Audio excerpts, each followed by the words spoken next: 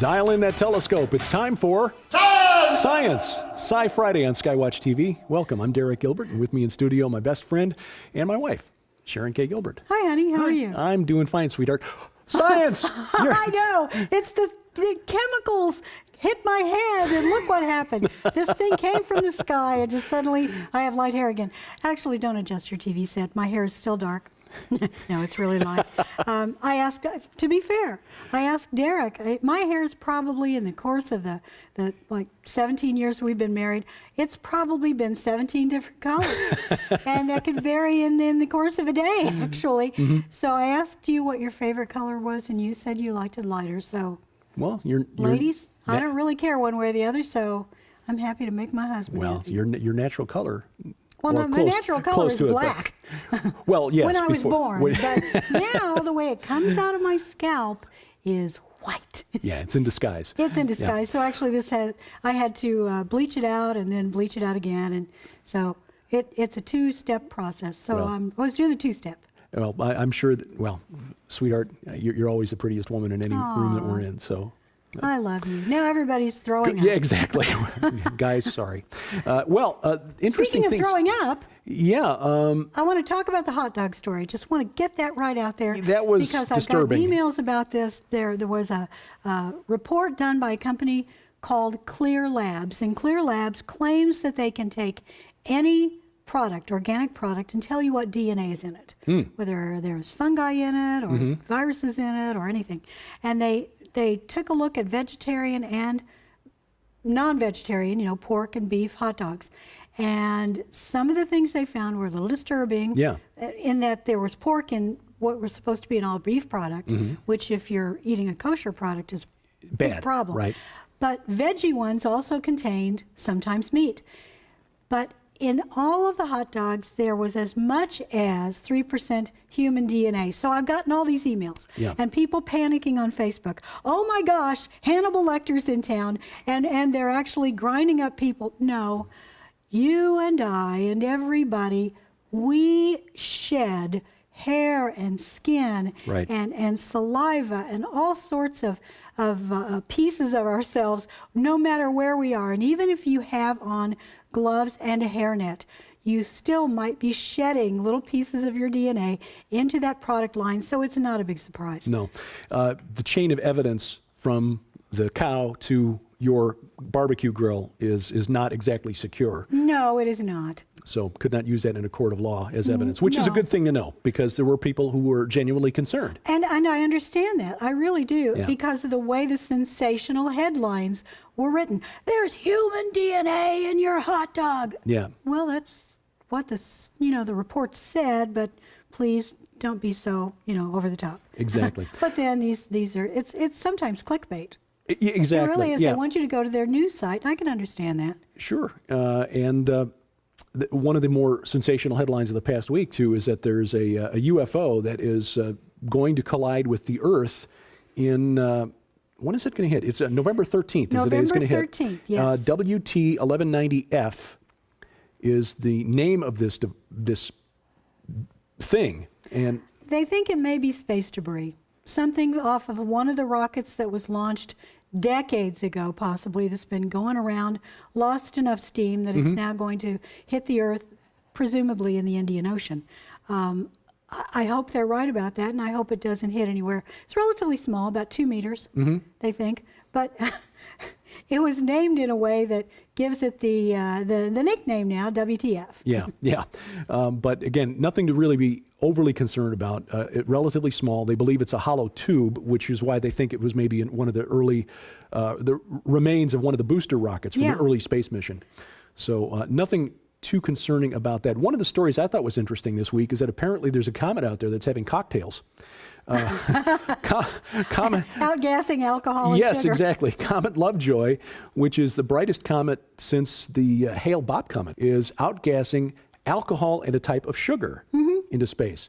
First time that this has ever been observed by astrophysicists. Well, the big conclusion drawn from this by astrophysicists is that this is proof that organic molecules are on these comets. And the reason we see a lot of these stories now is that there is a story that we're supposed to believe Christian or not, that our Earth was seeded and possibly by comets. Right. So life came from elsewhere, but it wasn't God. Exactly. Is what that we're supposed to buy. That's a common meme. We talk about that on this show a lot. But this is but this was interesting because it obviously sets up a lot of great jokes. Comet Lovejoy Yes. is having drinks. Exactly. Well, speaking of things in outer space, tomorrow, which is Halloween, Yes. there is an asteroid which is going to do a flyby.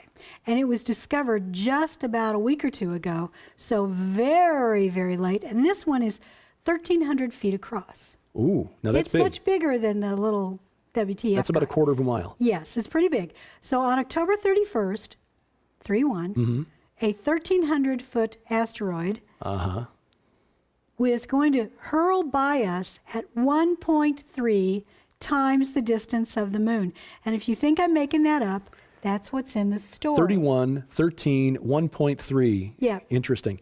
And we mention that because those are numbers 13 and 33 that have some occult significance. And it would take longer than we have in this program to go into all of that. But those are interesting little markers. Yeah. We noticed So those anyway, numbers popping up a lot in what appear to be random news stories. Yeah, in fact, I have a Google search for 13 and 33 to see if they come in together. Right. According to the article that came out on the 22nd, this is, again, it's not going to hit us. It's going to go 1.3 million miles away. But the problem is it wasn't noticed until just recently because it's in a part of space where nobody looks for asteroids. Really? So it's coming at us from a blind spot, in Pretty other words, much. or a direction we're not expecting. A direction that we're not looking because there aren't that many asteroids that ever come from there. That's interesting. So you tend to look where most of them are populated, but this one is an area of space that apparently nobody expected an asteroid to come from there. So the problem is, if one comes from there, that's this size, that is going to hit the Earth, we wouldn't know it until the last minute. Right. And too late for Bruce Willis to go up there with his team and knock it out of the sky. Exactly. Well, and that is a bit concerning. Because in prophecy, we're told in the book of Revelation that something like a mountain is going to come out of the sky and hit the oceans. So there would be something like this, presumably.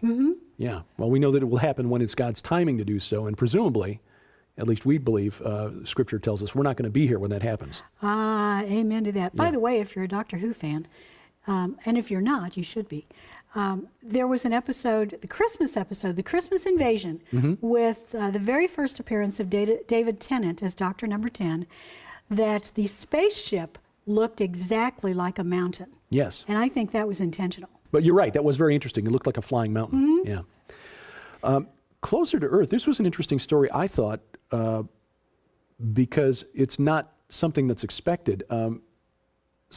Researchers did a study of children in Paris who were being treated for asthma, and they found that their lungs contained a fair number of carbon nanotubes. Apparently cars are outgassing carbon nanotubes. Right. There was a black substance that came out of the lungs from these of these children, and found that these carbon nanotubes were fairly common. Now, it wasn't. I'm not sure, but I don't think science expected the nanotubes to be created in nature. Naturally, yeah, they've been creating them for structural reasons for a long time now. Right. But carbon nanotubes, and also what they call fullerenes, which are like little spheres made of carbon, coming out of, and so now apparently these are far more prevalent in the atmosphere and the environment than we thought. And you don't want carbon molecules in your lungs. It makes it very difficult to breathe. Right. So carbon nanoparticle, the fullerene molecules, it's like 60 carbon atoms together in a little ball. So I wonder if eventually this will go into one of the treaties that we have to sign about carbon footprint for a given territory. Well, good luck with that, because apparently these are also created by forest fires and volcanoes. So it's not something that I don't think they're going to get Mauna Loa to I'm sorry, Hawaii. Krakatoa or any. Well, I want to take a totally different direction, and I want to talk about something that does relate to Halloween. Two things. Okay. One of them has to do with face paint that your kids may be wearing tomorrow night. Ooh, yeah. And a lot of people go to to fairs during the summer. They go to parties where they do face painting. Right, and it's pretty common. In lieu of trick or treating, a lot of churches will have a trunk or treat event. Yes, exactly, and a lot of times face painting is there. Pay close attention. The article that I found a couple of days ago warns parents not to use cheap face paint. And we're all trying to save money. Sure. And you might think, well, this is no different than the more expensive paint that I might find in an actual, say, theater shop or something like that. Essentially, this one says that a lot of these are made in China and they contain lead. And you do not want lead in the bloodstreams of your children. No. And how many kids have a cut or a scratch on their faces, or if it even gets close to the eyes or into the nose? There are lots of places where it can actually get access to the bloodstream. So be really careful when you're doing face painting.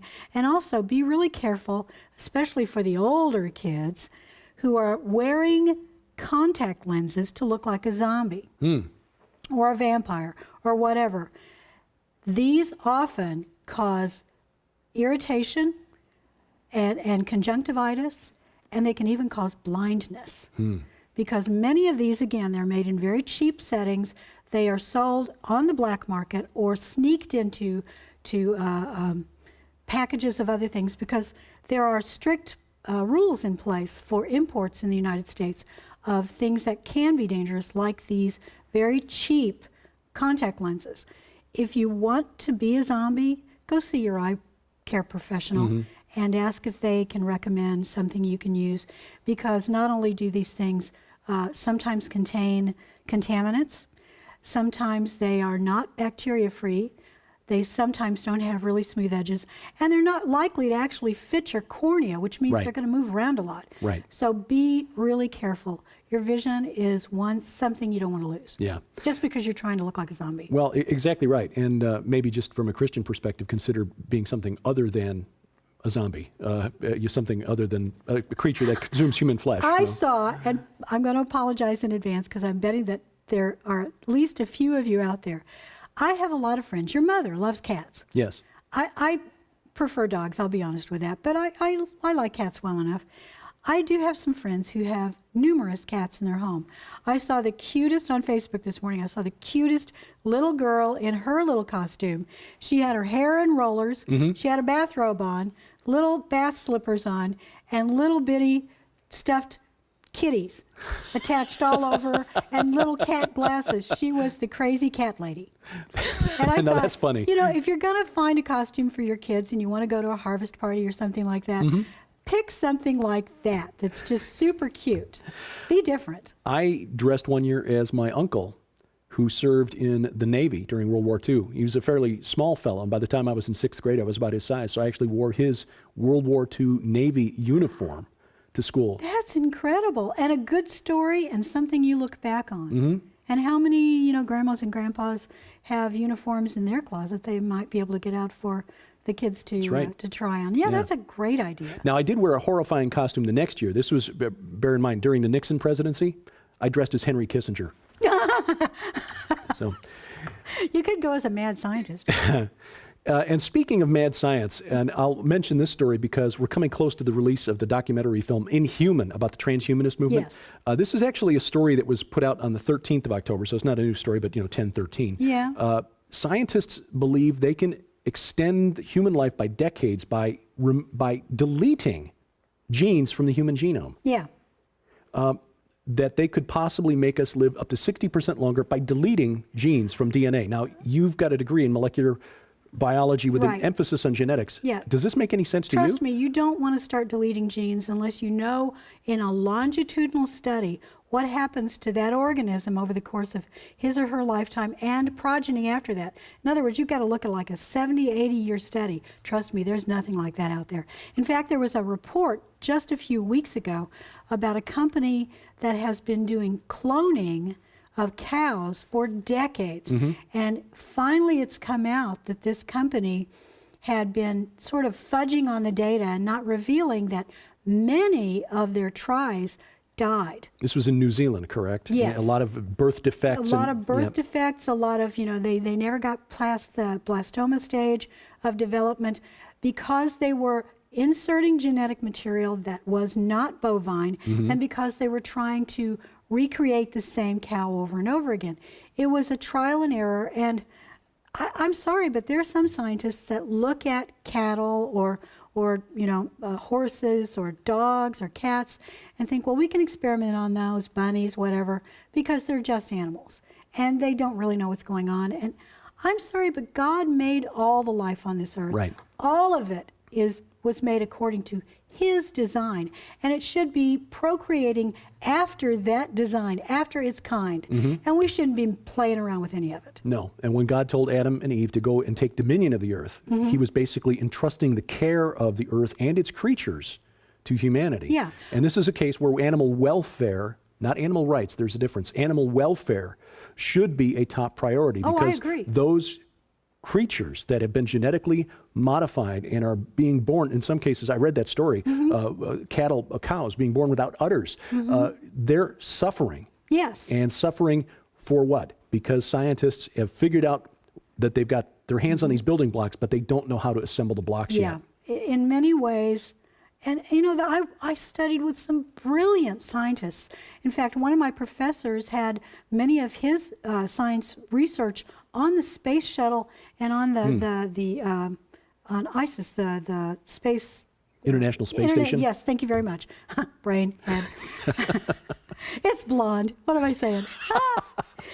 But they were brilliant people, and many of them, I really think, were wonderful people at heart and would not harm a hair on any creature's head. But when there's money to be made, then some people simply don't care. Yeah. And I don't believe as Christians that we should look at the world that way. We are to take dominion of the earth, and that means being good caretakers. Yeah. And there's no greater potential moneymaker than coming up with the fountain of youth, as it were, the Right. secret of life, because sadly, that is where the transhumanist movement wants to go. They want to achieve immortality, which we already have. As Christians, we know this. It's just it's not going to be immortal in this body. I don't want to be immortal in this body. I don't want to be forever in this fallen body. Right. I'm sorry. I want this fallen nature gone. I want the new creation Right. that God is giving us. Exactly right, because living forever with an unregenerate heart and amongst others with unregenerate hearts sounds more like the definition of hell than heaven. Yeah, that is so true. Well, said. the reason we do this program is because we want you to know that we Christians don't need to be intimidated by science. Science is just a means to understanding better God's creation. Exactly. Exactly. So have a great weekend. We'll talk with you again on Monday. And until then, thank you for watching as we keep watch. For Sharon Gilbert, I'm Derek Gilbert, and this is SkyWatch TV. Coming exclusively from SkyWatch TV for a very limited time starting November 17th, 2015. When you purchase the new documentary film Inhuman and the companion book Dead Pets Don't Lie from SkyWatch TV, you'll receive the largest giveaway in SkyWatch TV history. An unprecedented $300 in free books, audio sets, and DVDs to add to your library or to give away as gifts during this holiday season. Included in this limited time giveaway are never-before offered free audio sets. Over 30 hours of the most sought-after interviews in history with global experts combined on a special 2-disc volume set discussing the unfolding genetic Armageddon now underway and what you need to know to survive the future. Featuring Something Transhumanism This Way Comes, The Coming Replacement Humans, The Days of Noah, The Coming Zombie Apocalypse, Conspiracy Theory, Psychotronic Warfare. Also, for a very limited time, in addition to the never-before offered free best-selling audio sets, if you order before this special offer expires, you'll also receive the multi-part SkyWatch TV special investigative report on Inhuman the documentary and Dead Pets Don't Lie, the award-winning book Forbidden Gates, Pandemonium's Engine, the best-selling DVD by dog behavior expert Joe Artis, The Natural Dog Training Method. The breakthrough book for pet enthusiasts everywhere, Do Our Pets Go to Heaven? 2 additional mystery books with a $40 value. And if you're one of the first 3,000 customers to place your order during this limited time offer, you will also receive, absolutely free, the groundbreaking WorldNet daily film, The Last Pope, featuring Tom Horn. Place your order beginning November 17th, 2015. Altogether, the never-before offered free 6 full audio series on a 2-disc volume set plus the 5 free books and 2 additional DVDs total an astounding $300 giveaway to add to your library or to give away as gifts during this holiday season. So it's urgent that beginning November 17th, 2015, you order the new documentary film Inhuman and the companion book Dead Pets Don't Lie for only $39.95 to also receive the largest giveaway in SkyWatch TV history. But please understand this offer will end without notification and is on a first-come, first-served basis starting November 17th. So be sure to visit SkyWatchTV.com to follow the countdown to the greatest giveaway in SkyWatch TV history. Order the new documentary film Inhuman and the companion book Dead Pets Don't Lie for only $39.95 to also receive the largest giveaway in SkyWatch TV history.